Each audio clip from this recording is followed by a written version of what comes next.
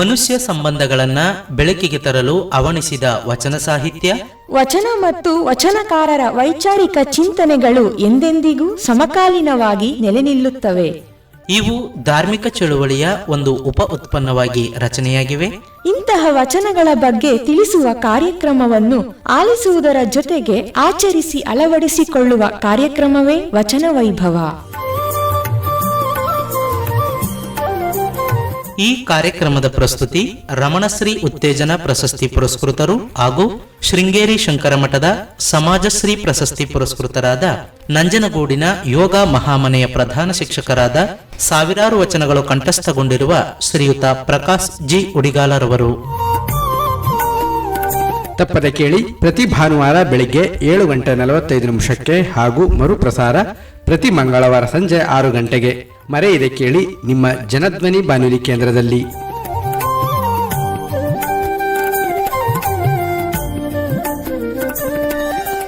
ಶರಣರ ಅನುಭಾವಿಕ ನುಡಿಗಳನ್ನು ಜನಧ್ವನಿಯು ತಮ್ಮ ವಚನ ವೈಭವ ಕಾರ್ಯಕ್ರಮದ ಮೂಲಕ ಸಹೃದಯ ಶ್ರೋತೃವರ್ಗದ ಮನಗಳಿಗೆ ತರುತ್ತಿರುವುದಕ್ಕೆ ಸಂತೋಷವಾಗಿದೆ.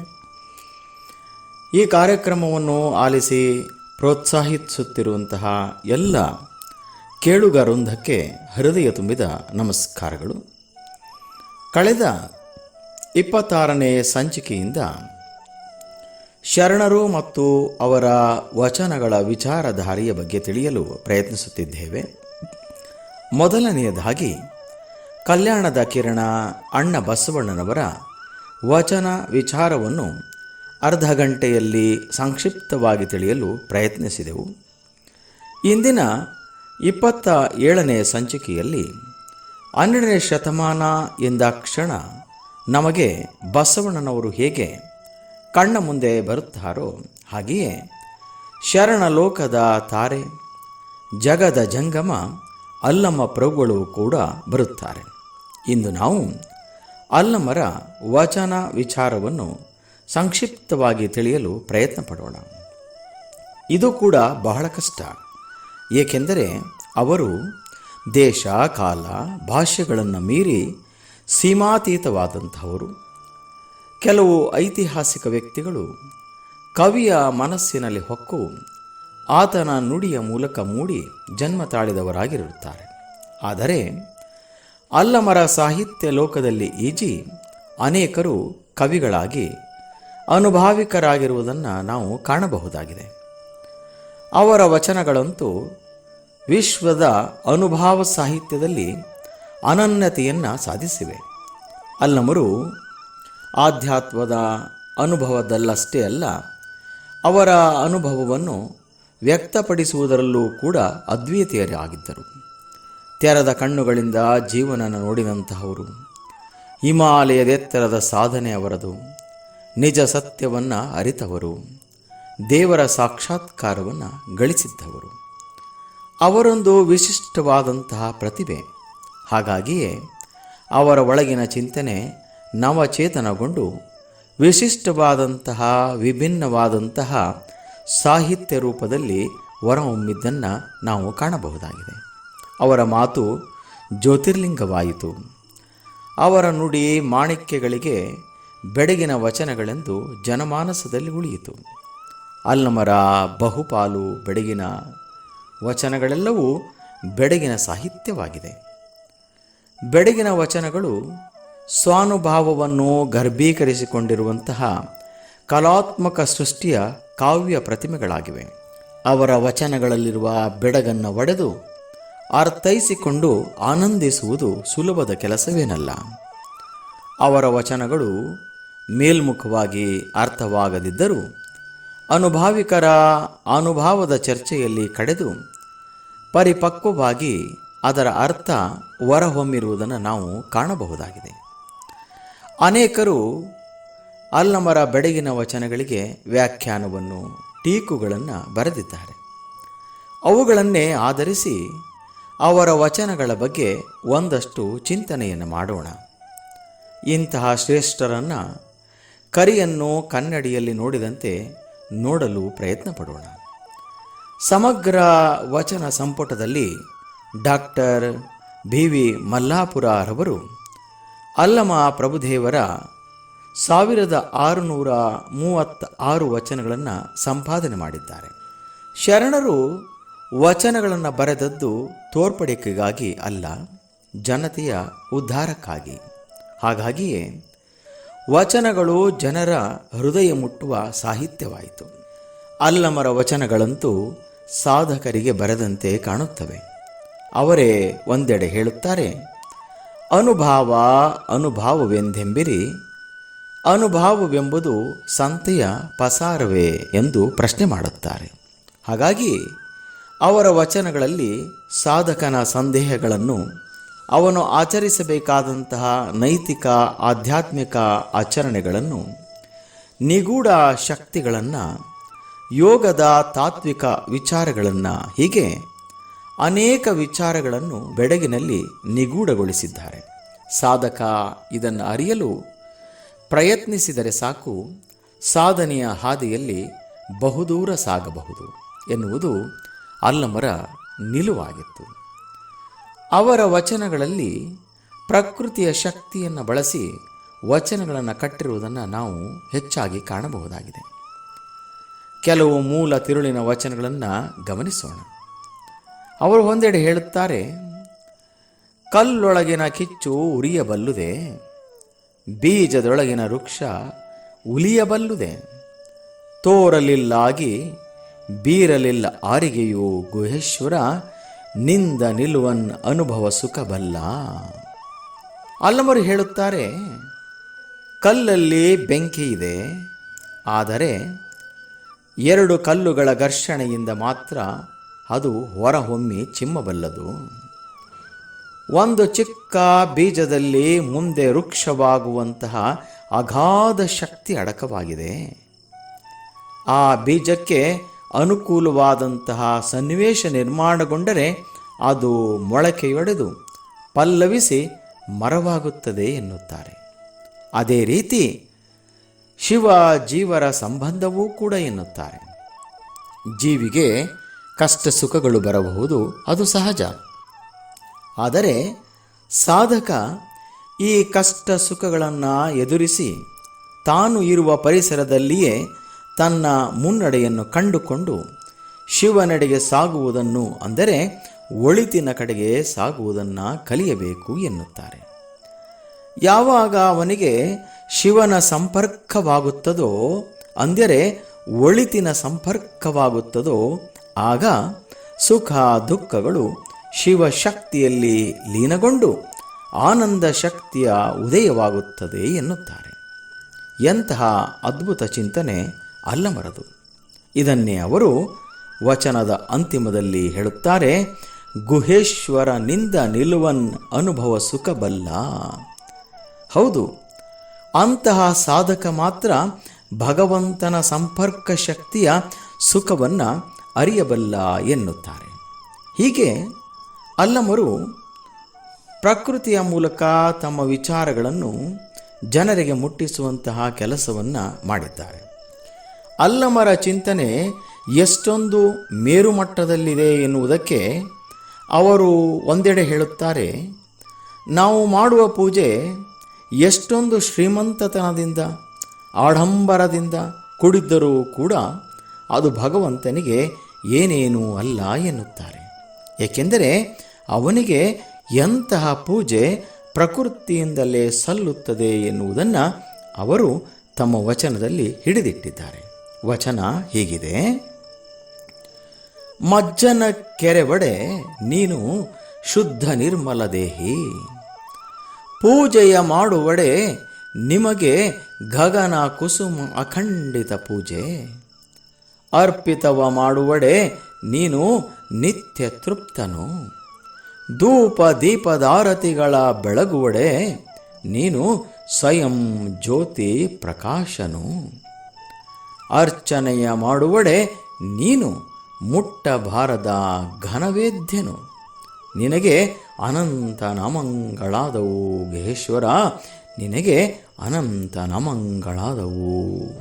ಹೌದು, ಹೀಗೆ ಅಲ್ಲಮರು ಭಗವಂತನ ಪೂಜೆಯನ್ನು ತಮ್ಮ ಅದ್ಭುತವಾದಂತಹ ಪದ ಸಂಪತ್ತಿನಲ್ಲಿ ವಿವರಿಸಿದ್ದಾರೆ. ಅವರು ಹೇಳುತ್ತಾರೆ, ನಾವು ಭಗವಂತನಿಗೆ ಮಜ್ಜನ ಮಾಡಿಸುತ್ತೇವೆ, ಆದರೆ ಅವನು ಶುದ್ಧ ನಿತ್ಯ ನಿರ್ಮಲ ದೇಹಿ ಎನ್ನುತ್ತಾರೆ. ನಾವು ಮಾಡುವಂತಹ ಮಜ್ಜನ ಅದು ಸಾಂಕೇತಿಕವಷ್ಟೇ ಎನ್ನುತ್ತಾರೆ. ಇನ್ನು ಪರಮಾತ್ಮನಿಗೆ ಹೂವಿಟ್ಟು ಹಣ್ಣಿಟ್ಟು ಹೀಗೆಲ್ಲ ಪೂಜೆ ಮಾಡಬಹುದು. ಆದರೆ ಗಗನದಲ್ಲಿರುವ ಎಲ್ಲ ಕುಸುಮಗಳ ಪರಿಮಳವೇ ನಿಮಗೆ ಪೂಜೆಯಾಗಿದೆ. ಆ ಹಣ್ಣಿನ ರುಚಿಯ ರುಚಿಯ ವಾಸನೆಯೇ ನಿಮಗೆ ಪೂಜೆಯಾಗಿದೆ. ಹೇಗಿದೆ ಅಲ್ಲಮರು ಹೇಳುವಂತಹ ಪೂಜೆ? ಆದರೆ ನಮ್ಮ ಪೂಜೆ ಅದರ ಮುಂದೆ ಅದಾವುದು ಎನ್ನುತ್ತಾರೆ. ಆ ಪರಮನಿಗೆ ನೈವೇದ್ಯವ ಅರ್ಪಿತವ ಮಾಡಬಹುದು, ಆದರೆ ಅವನು ಜಗದಲ್ಲಿನ ಎಲ್ಲವನ್ನು ಆರೋಗಿಸಿ ನಿತ್ಯ ತೃಪ್ತನು ಎನ್ನುತ್ತಾರೆ. ನಾವು ಧೂಪ ದೀಪಧಾರತಿಯ ಮಾಡಬಹುದಷ್ಟೇ, ಆದರೆ ಅವನು ಸ್ವಯಂ ಹೊಳೆಯುವ ಚಿನ್ಮಯ ರೂಪನು ಎನ್ನುತ್ತಾರೆ. ಅಷ್ಟವಿಧಾರ್ಚನೆಯ ಮಾಡಬಹುದು, ಆದರೆ ಆ ಕರ್ತನು ಜಗವನ್ನೇ ಮೀರಿ ನಿಂತ ಕಾರಣಿಕ ಪ್ರಭು ಎಂದು ಬಿಡುತ್ತಾರೆ. ಹಾಗಾಗಿಯೇ ನಿಮಗೆ ನಾನಾ ಹೆಸರುಗಳು ಎನ್ನುತ್ತಾರೆ. ಹೀಗೆ ಹಲ್ಲಮರು ಶಕ್ತಿ ಸ್ವರೂಪನಿಗೆ ನಾವು ಮಾಡುವಂತಹ ಪೂಜೆ ಅದು ಕೇವಲ ಸಾಂಕೇತಿಕವಷ್ಟೇ. ಅವನನ್ನು ಕೇವಲ ಭಕ್ತಿ, ಶ್ರದ್ಧೆ, ನಿಷ್ಠೆ, ವಿಶ್ವಾಸ, ಪ್ರೀತಿ, ಪ್ರೇಮ, ಕರುಣೆ, ಕನಿಕರ ಹೀಗೆ ಇವುಗಳಿಂದ ಪೂಜಿಸಿದರೆ ಸಾಕು ಎನ್ನುತ್ತಾರೆ. ಏಕೆಂದರೆ ಅವನು ಪ್ರಕೃತಿಯಿಂದಲೇ ಸ್ವಯಂ ಪೂಜೆಗೊಳಪಡುತ್ತಾನೆ ಎನ್ನುತ್ತಾರೆ ಅಲ್ಲಮರು. ಇದನ್ನು ಅರಿಯದೆ ಮನುಷ್ಯರು ಭಗವಂತನನ್ನು ನಾವೇ ಅತ್ಯಂತ ಶ್ರೇಷ್ಠತ್ವದಿಂದ ಪೂಜಿಸುತ್ತಿದ್ದೇವೆ ಎಂದು ಹಾಡಿ ತಮ್ಮನ್ನೇ ತಾವೇ ಹೊಗಳಿಕೊಳ್ಳುತ್ತಿದ್ದಾರೆ ಎನ್ನುತ್ತಾರೆ ಅಲ್ಲಮರು. ಮುಂದೆ ಹೋಗಿ ಒಂದೆಡೆ ಅಲ್ಲಮರು ತಮ್ಮ ವಚನ ಸಾಹಿತ್ಯದಲ್ಲಿ ಈ ಮನುಷ್ಯ ಜ್ಞಾನದ ಅಜ್ಞಾನದಲ್ಲಿ ಮುಳುಗಿದ್ದಾನೆ ಎಂದು ಬಿಡುತ್ತಾರೆ. ಆ ವಚನ ಹೀಗಿದೆ. ಅವರು ಹೇಳುತ್ತಾರೆ, ಅಜ್ಞಾನವೆಂಬ ತೊಟ್ಟಿಲೊಳಗೆ ಜ್ಞಾನವೆಂಬ ಶಿಶುವ ಮಲಗಿಸಿ ಸಕಲ ವೇದ ಶಾಸ್ತ್ರವೆಂಬ ನೇಣ ಕಟ್ಟಿ ತೂಗುತ್ತಿದ್ದಾಳೆ ಭ್ರಾಂತಿ ಎಂಬ ತಾಯಿ. ತೊಟ್ಟಿಲು ಮುರಿದು ನೇಣ ಹರಿದು ಜೋಗುಳ ನಿಂದಲ್ಲದೆ ಗುಹೇಶ್ವರನೆಂಬ ಲಿಂಗವ ಕಾಣಬಾರದು ಕಾಣಬಾರದು ಕಾಣಬಾರದು ಎಂದು ಬಿಡುತ್ತಾರೆ. ಇದೊಂದು ಮಾರ್ಮಿಕವಾದ ರೂಪಕವಾಗಿದೆ. ಇಲ್ಲಿ ಅಲ್ಲಮರು ಹೇಳುತ್ತಾರೆ, ಜ್ಞಾನವೆಂಬ ಶಿಶುವನ್ನು ಅಜ್ಞಾನವೆಂಬ ತೊಟ್ಟಿಲಲ್ಲಿ ಮಲಗಿಸಿ ವೇದಶಾಸ್ತ್ರವೆಂಬ ನೇಣ ಕಟ್ಟಿ ತೂಗುತ್ತಿದ್ದಾಳೆ ಭ್ರಾಂತಿ ಎನ್ನುವಂತಹ ತಾಯಿ ಎನ್ನುತ್ತಾರೆ.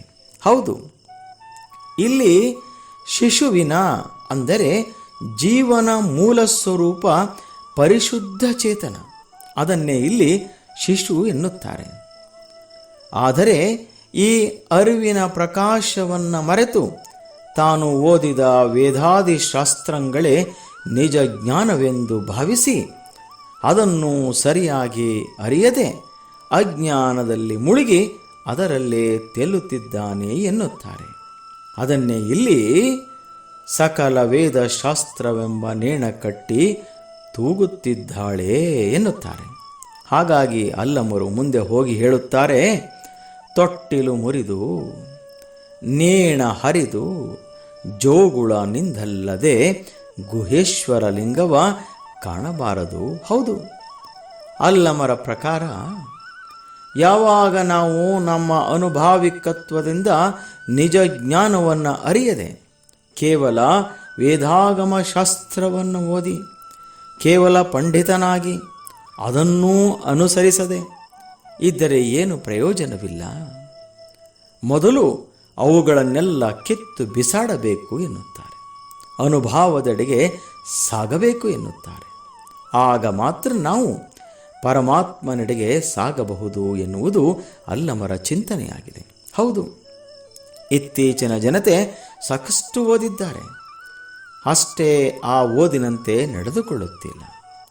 ಹಾಗಾಗಿ ಸಮಾಜ ಅತ್ಯಂತ ದುಸ್ತರ ದುಸ್ಥಿತಿಯಡೆಗೆ ಸಾಗುತ್ತಿದೆ.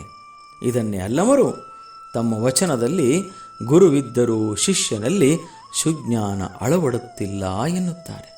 ವಚನ ಬಹಳ ಸುಂದರವಾಗಿದೆ.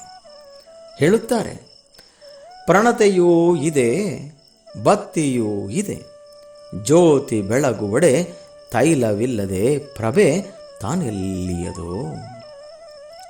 ಗುರುವೂ ಇದ್ದಾನೆ, ಲಿಂಗವೂ ಇದೆ, ಶಿಷ್ಯನಲ್ಲಿ ಸುಜ್ಞಾನ ಅಂಕುರಿಸದನ್ನಕ್ಕರ ಭಕ್ತಿ ಅದೆಲ್ಲಿಯದೋ. ಸೋಹಂ ಎಂಬುದಕ್ಕೆ ದಾಸೋಹವ ಮಾಡದಿರ್ದಡೆ ಅತಿಗೆಳವ ನಮ್ಮ ಗುಹೇಶ್ವರ. ಅಲ್ಲಮರ ವಿಚಾರಧಾರೆ ಬಹಳ ಸುಂದರ. ಅವರು ಉದಾಹರಣೆಯ ಮೂಲಕ ಹೇಳುತ್ತಾರೆ. ಅವರು ಹೇಳುತ್ತಾರೆ, ದೀಪವೂ ಇದೆ, ಬತ್ತಿಯೂ ಇದೆ, ಆದರೆ ಎಣ್ಣೆ ಇಲ್ಲದಿದ್ದರೆ ಜ್ಯೋತಿ ಬೆಳಗುವುದಾದರೂ ಹೇಗೆ ಎಂದು ಪ್ರಶ್ನೆ ಮಾಡಿಬಿಡುತ್ತಾರೆ. ಇದೇ ಆಧಾರದಲ್ಲಿ ಅವರು ಮುಂದೆ ಮತ್ತೆ ಪ್ರಶ್ನೆ ಕೇಳುತ್ತಾರೆ. ಗುರುವು ಪ್ರಣತಿ, ಲಿಂಗವು ಬತ್ತಿ, ಶಿಷ್ಯನಲ್ಲಿ ಸುಜ್ಞಾನವೇ ತೈಲ. ಆ ತೈಲ ಅಂದರೆ ಸುಜ್ಞಾನ ಶಿಷ್ಯನಲ್ಲಿ ಮೂಡಿಬರಬೇಕು. ಗುರುವನ್ನು ದೇವನೆಂದು ಭಾವಿಸಬೇಕು. ಆತನು ಹಿಡಿದ ಲಿಂಗದಲ್ಲಿ ದೈವ ಕಳೆಯನ್ನು ಕಾಣಬೇಕು.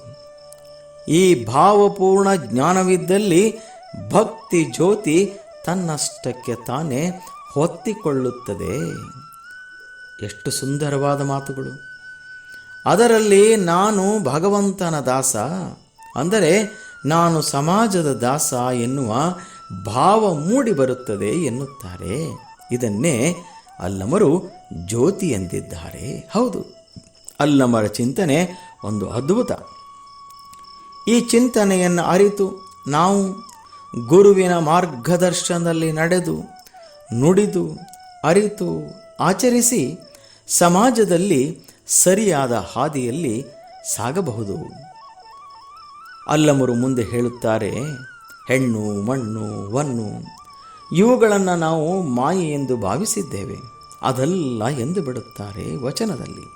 ಅವರು ಹೇಳುತ್ತಾರೆ, ಹೊನ್ನು ಮಾಯೆ ಎಂಬರು ಹೊನ್ನು ಮಾಯೆಯಲ್ಲ, ಹೆಣ್ಣು ಮಾಯೆ ಎಂಬರು ಹೆಣ್ಣು ಮಾಯೆಯಲ್ಲ, ಮಣ್ಣು ಮಾಯೆ ಎಂಬರು ಮಣ್ಣು ಮಾಯೆಯಲ್ಲ, ಮನದ ಮುಂದಣ ಆಸೆಯೇ ಮಾಯೆ ಕಾಣ ಗುಹೇಶ್ವರ ಎನ್ನುತ್ತಾರೆ. ಅಲ್ಲಮರು ಹೀಗೆ ಹೇಳುವುದರ ಮೂಲಕ ಮನಸ್ಸಿನ ಆಸೆಯೇ ಮಾಯೆ, ಹಾಗಾಗಿ ಆ ಮನಸ್ಸಿನ ಮೇಲೆ ನಿಗಾ ವಹಿಸಬೇಕು ಎನ್ನುತ್ತಾರೆ. ಅದಕ್ಕಾಗಿ ಶಿವಯೋಗ ಸಾಧನೆಯಲ್ಲಿ ತೊಡಗಬೇಕು. ಅದುವೇ ಮನಸ್ಸನ್ನು ನಿಯಂತ್ರಿಸುವುದಕ್ಕೆ ಏಕೈಕ ಸಾಧನ ಎನ್ನುತ್ತಾರೆ.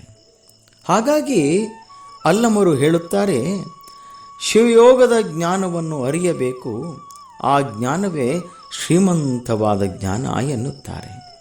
ಅವರು ಶಿವಯೋಗದ ಜ್ಞಾನದ ಬಗ್ಗೆ ಒಂದೆಡೆ ಒಂದು ವಚನವನ್ನು ಬರೆಯುತ್ತಾರೆ.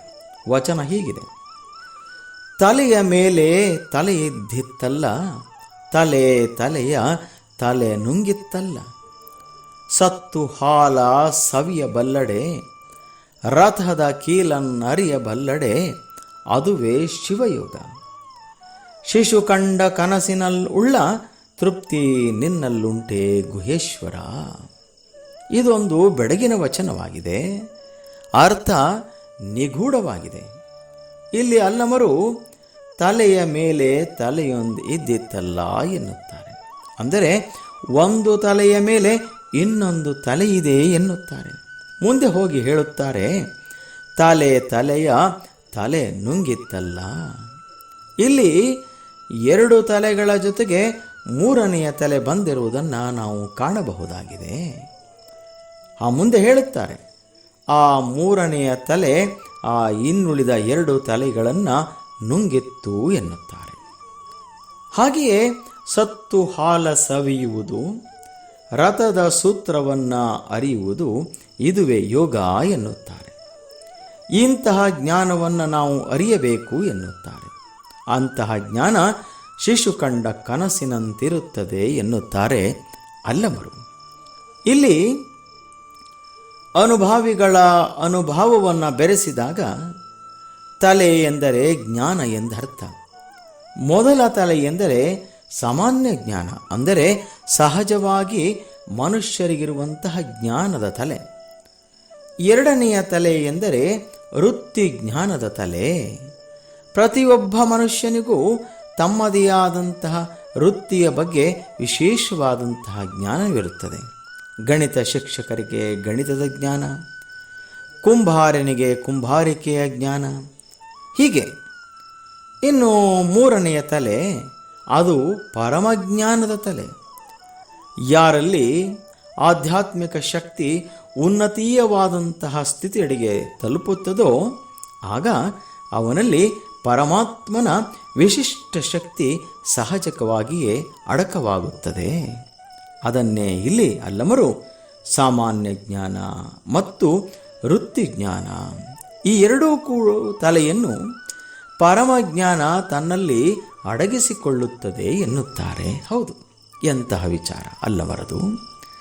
ಅವರು ಹೇಳುತ್ತಾರೆ, ಸತ್ತು ಹಾಲ ಸವಿಯಬಲ್ಲಡೆ, ಅಂದರೆ ಇಲ್ಲಿ ಅಜ್ಞಾನ ಎನ್ನುವುದು ಅಳಿದು ಸುಜ್ಞಾನವೆಂಬುದು ಉಳಿದು ಆಧ್ಯಾತ್ಮದ ಆನಂದವನ್ನು ಸವಿಯುವಂಥವನಾಗಬೇಕು ಎನ್ನುತ್ತಾರೆ.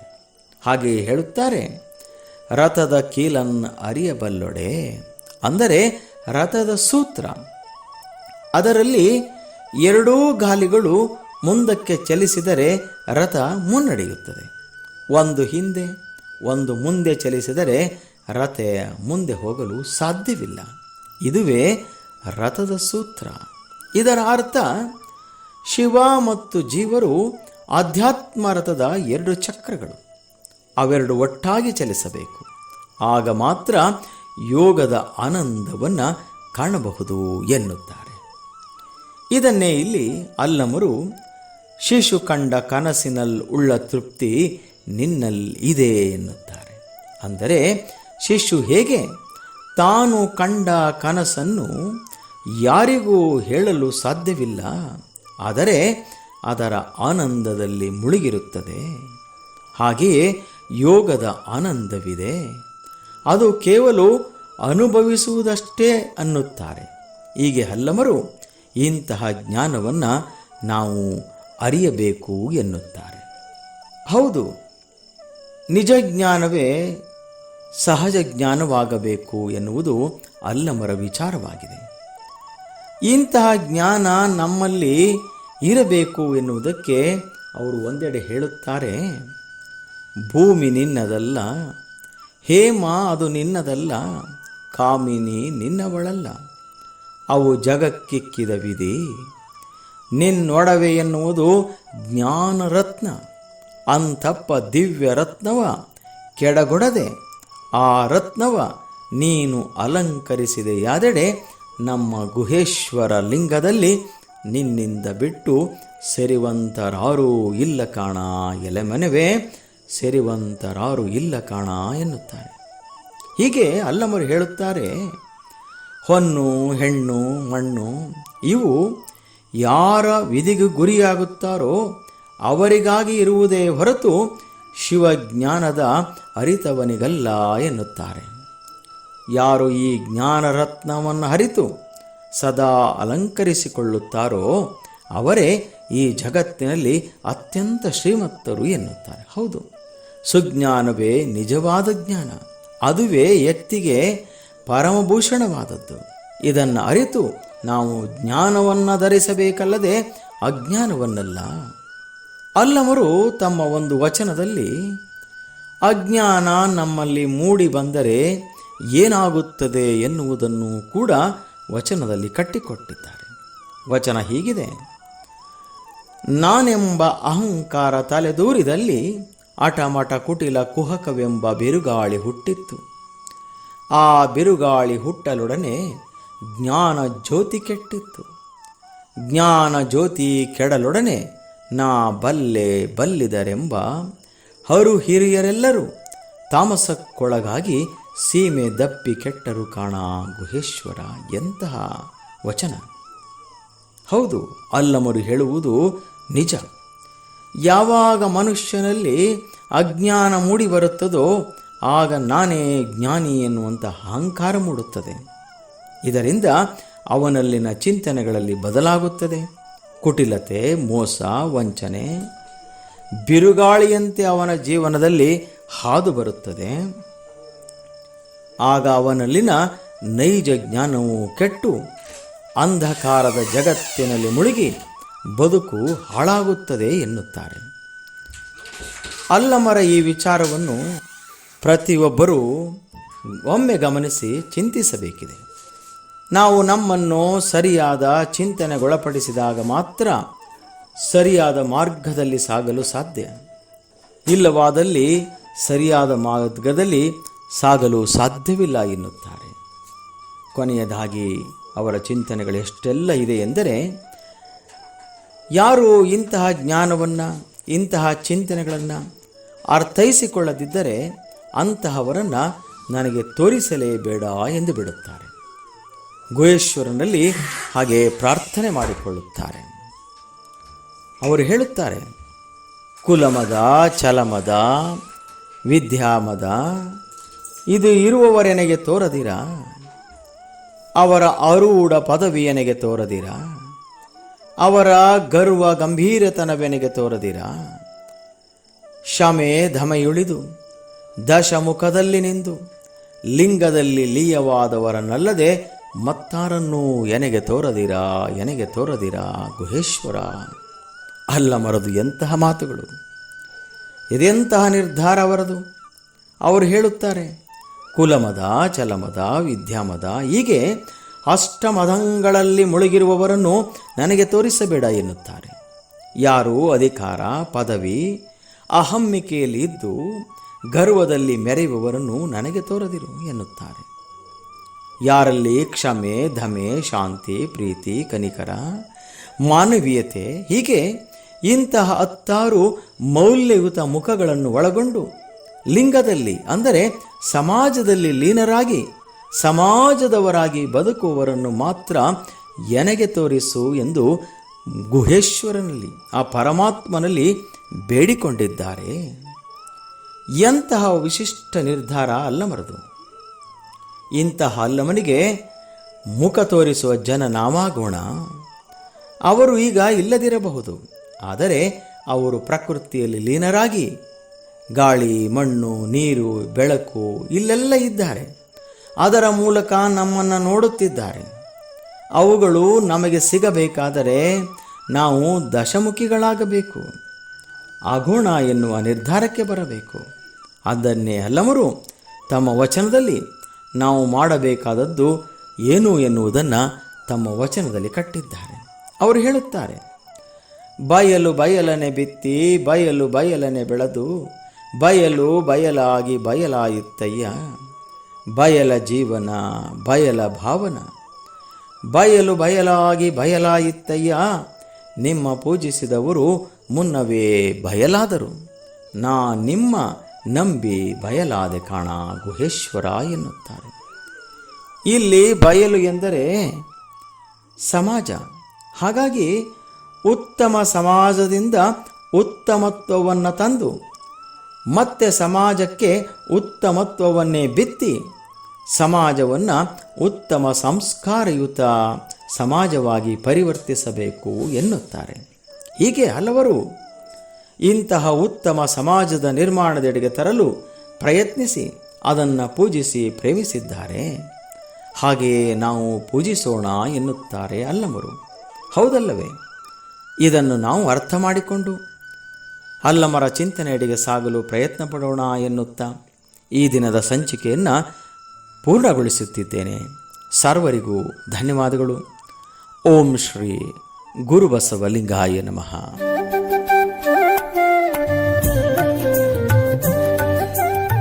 ಮನುಷ್ಯ ಸಂಬಂಧಗಳನ್ನ ಬೆಳಕಿಗೆ ತರಲು ಅವಣಿಸಿದ ವಚನ ಸಾಹಿತ್ಯ, ವಚನ ಮತ್ತು ವಚನಕಾರರ ವೈಚಾರಿಕ ಚಿಂತನೆಗಳು ಎಂದೆಂದಿಗೂ ಸಮಕಾಲೀನವಾಗಿ ನೆಲೆ ನಿಲ್ಲುತ್ತವೆ.